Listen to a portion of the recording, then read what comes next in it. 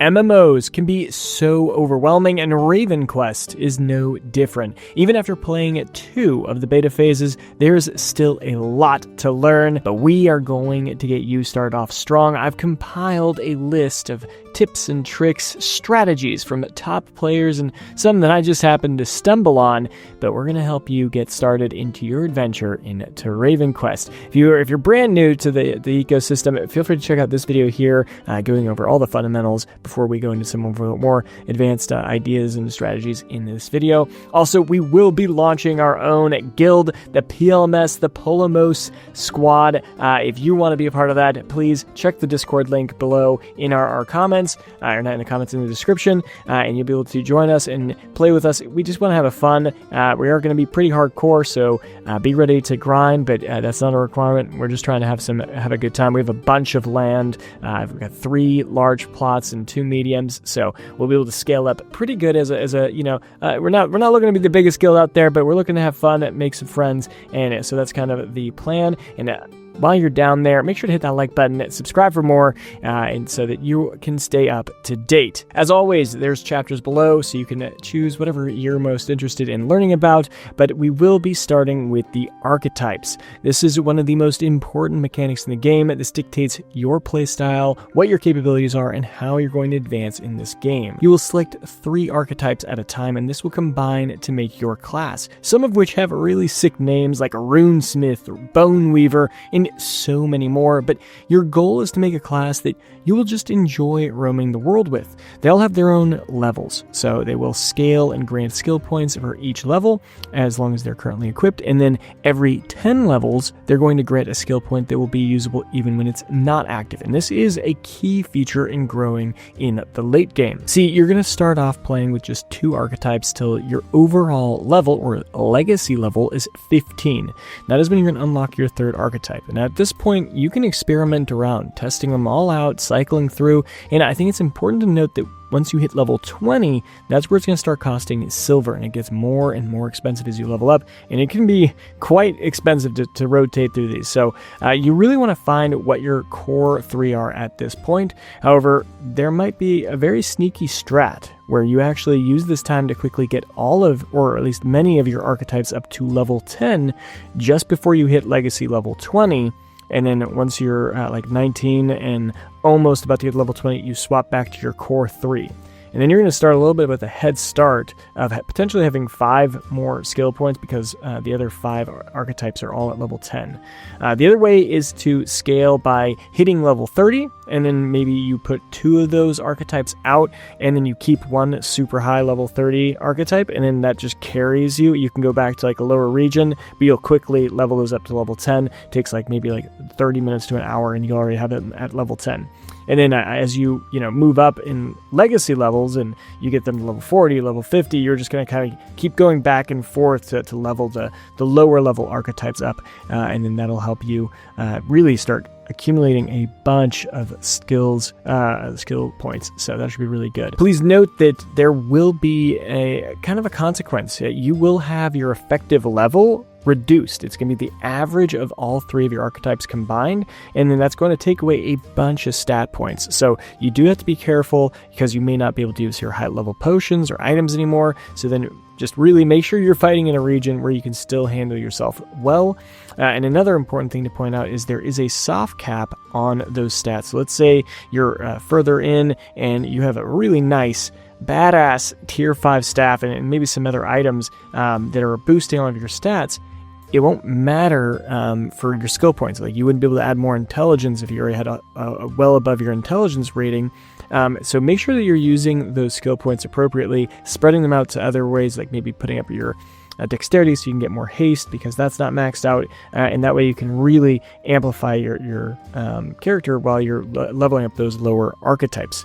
And this is also a really good opportunity to go back to those lower level regions and participate in dynamic events. That this is where you can team up with one of your lower leveled guild buddies and get that extra XP and be able to get some fame and make that quest money baby. And we'll talk about that more a little bit later, but as you get more of these skill points, you're going to be able to really enhance that core archetype and get stronger and be able to push all the way to that level 80 region, and you'd be good to go. And hopefully, while you're doing all these leveling up and you're moving up through the legacy levels, you've secured some new Raven cards. If you've never heard of these are really useful and powerful augments to improve your skills. As you collect packs by leveling up your legacy level, you're going to be able to insert them into your archetype, and there'll be 2 variations for each skill, and they bring a wide variety of effects and enhancements. I've actually made a spreadsheet with all of the Raven cards, I think, or at least most of them. I've opened, 300 packs of Raven packs to try and get every single card. I think there's a couple missing, but that way we can start planning through our builds. So if you want access to that spreadsheet, make sure you're joining our Discord, join in a PLMS. But the other interesting thing is these Raven cards have tiers that will then amplify the effects of the Raven card. Sometimes it's very significant and totally alters the effect and the power of that Raven card. Other times it's very marginal, just like a 1% increase. So you really want to take that into consideration when you're doing your class build. And then on top of that, you're able to upgrade your skills, right? You can level them up to 4 times, and that also will upgrade the tier of your Raven card, giving it significant improvements as well. So when you're building out in theory crafting, there's a lot of math to really take into effect here. So we plan on having theory crafting sessions at PLMS. So come on in, we'll work together. If you're someone who hates doing the math, maybe there's going to be some nerd who's like, hey, let me help you out.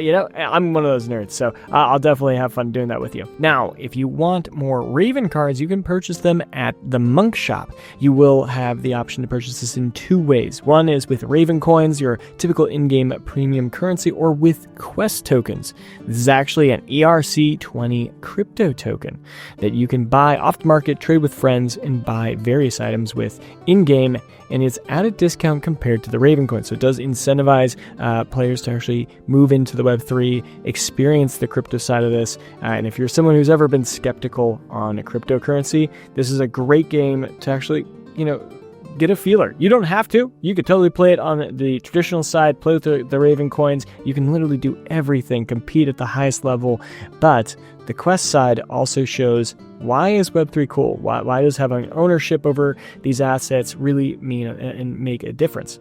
But you can also purchase several other things with these Quest token, including Patron, which will give you a variety of benefits that'll make your experience in the game a lot smoother. You can also buy this with Raven coin as well, but it's going to give you that slight edge over the other players. And then you can also purchase a few other services. Some of the items bought with Quest are Asendables, so those are NFTs, and this means you can trade them for real currency, convert that back to cash or wherever you're living, and be able to actually do the full flow. Now, I actually did a tutorial on the NFT minting here. So if you're trying to do the withdraw, transfer it to an account, transfer it to your guild, any of that kind of stuff, that video should help you get started. Next I want to talk about is Tradepacks. These are wealth makers. They are high risk though, as everyone and everything will want to kill you. I would suggest working towards the more simple packs from at the beginning with items that you just gather around the world or in your farm at a low level. Making these packs early on can give you a big influx of silver to get you going. And if you are a landowner, you're going to be able to have the trade pack priming certificate scrolls, and these can enhance the trade pack where when you deliver them, you're going, or whoever stole them off your dead body, they're also going to earn quest tokens. And as a landowner, you got a lot of land, so having these trade packs, getting that early silver can be significant in really scaling up your operations. These can also just be sold. The certificates can be sold or traded with players, including quest. Now, if you really like risks, you could also change your channel to plunder mode, and this will cost you a lot of silver. I think it's like 27,000 just to swap over, and then every time you die, every time someone kills you, they steal all that silver from you. So it's quite expensive, but in this mode, you're basically just unsafe all the time. However, your yield will be greater. And while we're talking about how much money you're going to be able to make, let's go over Renown and Fame. With Renown, you're going to be trying to gain as much as you can because it is a multiplier for Fame, and it ends up boosting the amount of quests you receive every week. And so there's a couple different ways you can earn this. The first one is just by leveling up. Getting your legacy level up will improve that. So as long as it just boosts up, there you go. Ravencards, this is as many unique Ravencards as you have. Not like the total amount, so but it it does matter by tier as well. So you want one of each card of each tier. So don't break, when you do the mass enchant, don't mass enchant everything but the top card, because that does hurt your renown, but definitely you can get rid of all the other duplicates, and then you can use those to mass enchant and then level up your Raven cards. The next one is a reputation. You really want to make sure that you're talking to every NPC. In fact, if you can just quickly run around in a city, talk to all of them, that could, give you a little boost in reputation right off the back. You're selecting one of the 3 options to a dialogue, and then that will boost your reputation. We then have monks. So these are private, exclusive NFTs that you can get from interacting with the Ravenquest community, mainly on their Discord. These are very hard to come by, but soon they will be on a marketplace where you can buy and sell them as well. So unless you're really engaging and participating in the live streams, which they're doing their AMAs, these are really, really difficult. I've actually been trying to get one, and I still don't have one, so hopefully we'll get one soon. Then you can get it by just doing achievements. These are a variety of different tasks. There's an achievement thing I'll show you in just a second. And then we also have a journal, which will be not in this playtest, but it will be active. Let's just go over them real quick. So we got journal here. So it's like you go to Sachiko Island, and you gotta collect these chests, which show up after you're combating. I think there's even map highlights of where you can go and grab them. So you just have to fight and kill creatures, and once you get so many, that is one way that you can earn some renown. And achievements are right here, and so where are they? Right here. And so you can click here, and then you can complete specific tasks, like reaching level 100. Some of them are like actually just doing or equipping skills and stuff like that. Then we have Patron. This is just a premium subscription service. It does come free with landowners, so that's an added benefit to owning land. Otherwise, you can buy it with quest tokens or Raven coins. And you can also get some renown through cosmetics, both house and outfit. So let's take a look at fame, and we had 4,800 renown, and so that added an additional 0.48 to our multiplier. So basically getting almost 1.5 our fame from everything we earned because of all that renown. So it is actually a significant amount of fame that we're gaining off of renown. But breaking down the specifics, you can earn by going into Aether Rifts and beating some bosses, taking down some players, or teaming up together to take down huge bosses in these Aether Echoes, which do scale based on your difficulty and the scroll that you choose. Then you can earn fame through participating in guild wars. You don't need to win, you just need to participate.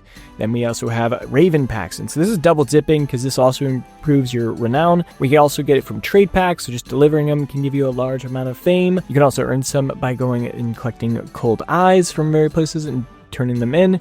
You can also earn it from dynamic events, so this is another really helpful task in leveling up your archetypes, as we mentioned earlier. Finishing your tasks on the adventurer board will also give you fame, and then you also just gain fame by experience. And once it goes global release, or at least shortly after it, they'll also have dungeons or crypts or some kind of dungeon mechanic, and then completing those dungeons will also grant you fame, and that fame will be converted to quest tokens, so that sweet money quest.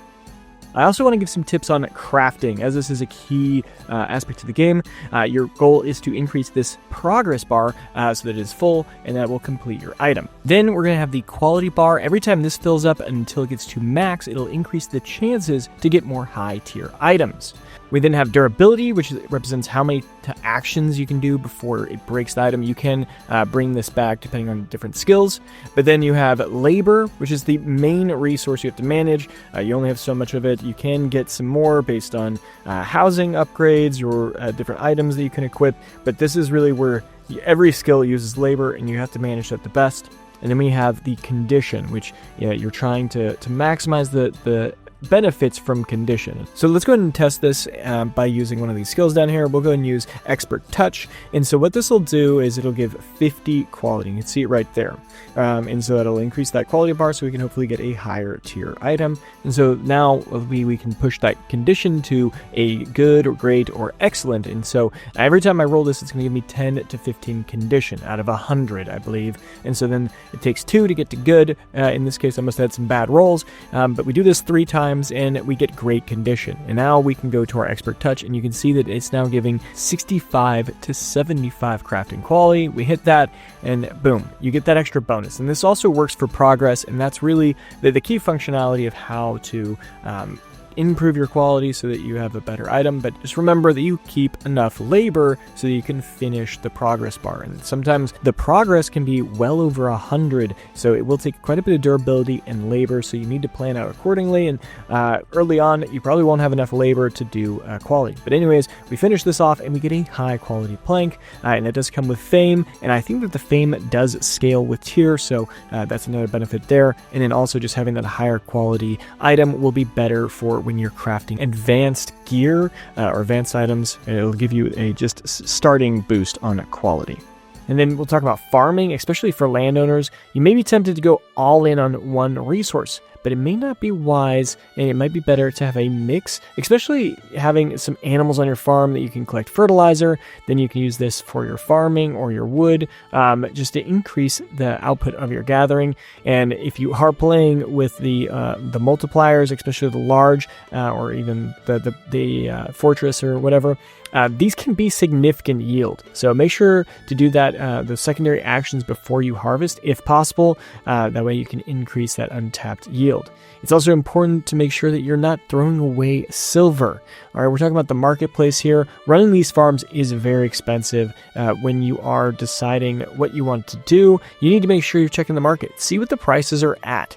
You can do rough estimates of what your output could be by taking a lower average and upper bound and a lower bound of what, if your output of your logs is only 10, or it can go up to 28, you can kind of figure out, okay, what is the lowest cost per log I could get, or what's the highest cost per log I would have.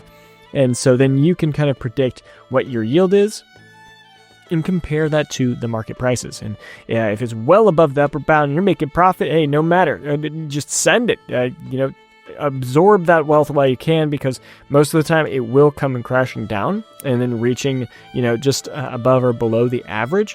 So do that. But sometimes it's going to be lower, well lower than the average. And that's a possibility for you to scoop it up and then sell it at the average marker, maybe even the upper bound. If you got a lot of silver, you can just really take over the whole market, and then you're able to just keep fluctuating, buying more wood, selling it, and really making some profit off of that. And then just note that you must be careful, because if you're selling all of your yield from your farm at a loss, you're going to quickly find yourself not able to sustain your farm at all, and your growth is going to stagnate. Sometimes it might actually be helpful to maybe take that corn and craft it into oil and then sell the oil. That can potentially be profitable. So look at different opportunities for you to do it. Then you're also gaining experience on top of that, or find ways that you can use it to actually just benefit your growth.